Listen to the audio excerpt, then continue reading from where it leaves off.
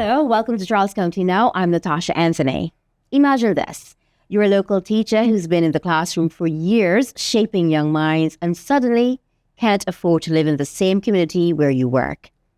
It's a reality for many essential workers like teachers, healthcare staff, retail and public safety employees in Charles County as housing costs keep rising.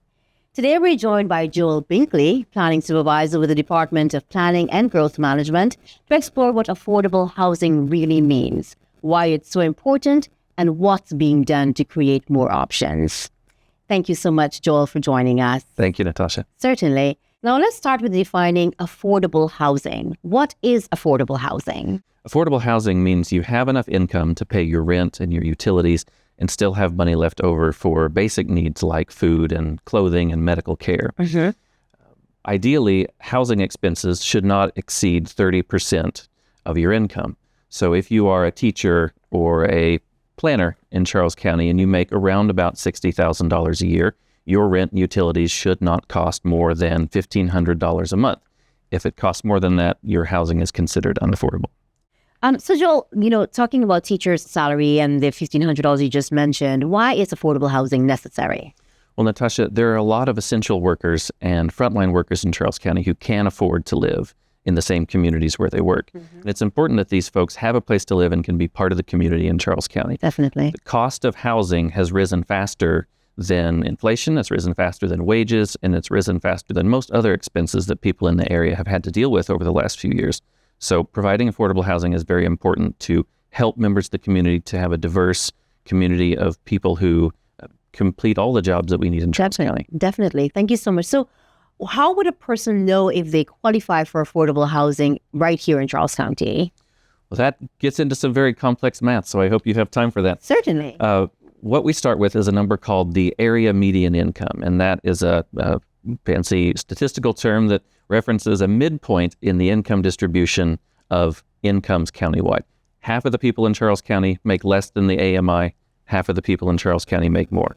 So once we know the area median income, which for the last year for a family of four came out to about $122,000, once we know the area median income, we can decide thresholds based on that income.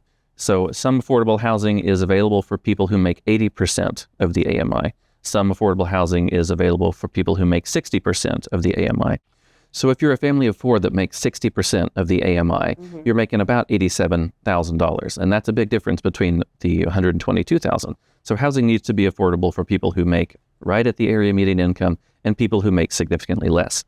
So knowing where you are on that threshold of relation to the area median income is the first place to start. And then you can start looking for housing that meets those thresholds for your income level. Definitely. So, Joel, what are some of the biggest challenges the county faces in expanding affordable housing, and how are local policies working to address those? Yes. Well, I'll start with the policies, and there are three kinds of policies that local governments can do to develop more affordable housing. Okay. One of those is regulatory changes, and that really goes to zoning. Zoning policies can be altered and fine-tuned to allow more types of housing to be built in different places, different styles that are more affordable. That could look like allowing accessory dwelling units or granny flats. That could look like allowing more duplexes, triplexes in different places. And then other rules that require developers to add a certain number of affordable housing units to a large apartment building or to a large subdivision and keep those units affordable for the foreseeable future. Gotcha. So that's regulatory tools. There's also subsidies. Mm-hmm. The local government can provide down payment assistance to home buyers. The local government can set up a housing trust fund to help developers build affordable housing, help finance that kind of development. And then the final policy option is tenant protection tools, and that's really to help people who are vulnerable in a living situation not have to worry about being evicted, and to create rules that prevent affordable housing from being redeveloped into market rate housing. Okay, thanks so much, Joel. So there are a lot of myths that come up with affordable housing. Can you talk about them and give some perspective on why they're myths? Yes, indeed. Well, one of the biggest myths is that affordable housing is really for people who make little to no income.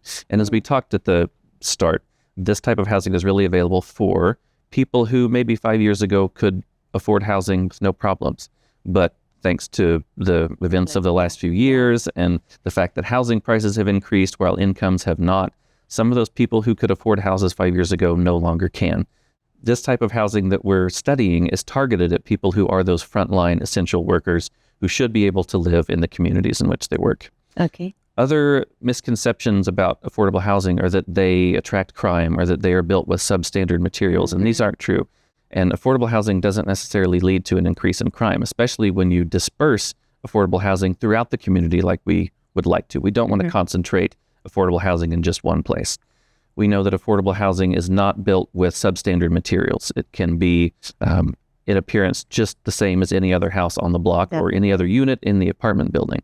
We know that affordable housing does not decrease surrounding property values. It is an asset to the community. It doesn't cause values to go down.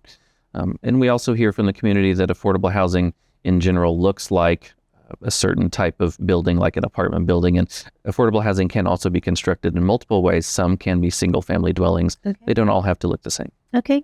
And what can people do to be involved, or if they want more information, how can you share information with them? Yes, we have currently an engagement page on the Charles County website that is devoted to affordable housing. And we would like the community to go and give their sentiments on affordable housing, tell us what they're looking for, what they want, what they don't want, and talk to us about some of the challenges that they're facing in their roles in the community. Okay, so thank you so much, Joel. Is there anything else you wish to talk about that I didn't touch on? Yes, I'd like to mention the work of the Affordable Housing Work Group, which has been meeting for about a little more than a year now, and that's made up of appointed Planning Commission members as well as members of county staff.